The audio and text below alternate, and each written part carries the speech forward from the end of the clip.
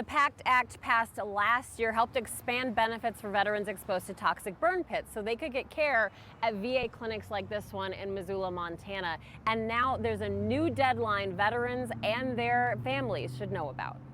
We need everybody. This was the scene on Capitol Hill 1 year ago when veterans advocates, including comedian Jon Stewart and activist John Feal, fought to get the PACT Act across the finish line. You want to do it here? Let's dig a giant pit, 10 acres long, and burn everything in Washington with jet fuel.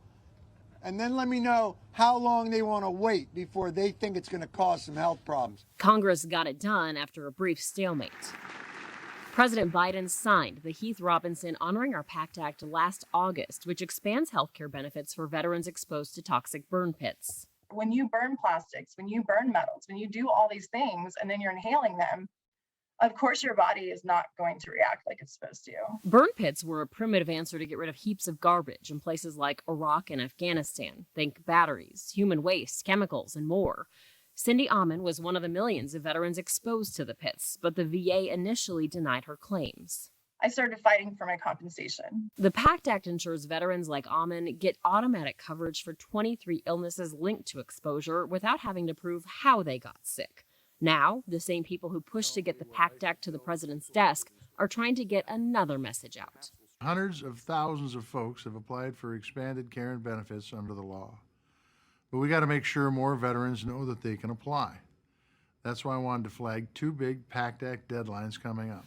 There's no deadline to get PACT Act benefits, but there is a deadline of August 9th to qualify for retroactive benefits going back to last year. Carrie Wiener's husband, Robert, died of lung cancer after exposure to burn pits. The VA rejected covering his care, and she was at first hesitant to reapply for help. There has been a mistrust that has built up over the years. That's why this change in the VA administration and the way that they're approaching it, and all the VSOs and the MSOs, the way they're approaching it, is a real difference. After calling TAPS, the Tragedy Assistance Program for Survivors, she reapplied and received benefits going back to her 2010 denial. I finally feel like I'm going to be okay. And I feel supported and validated.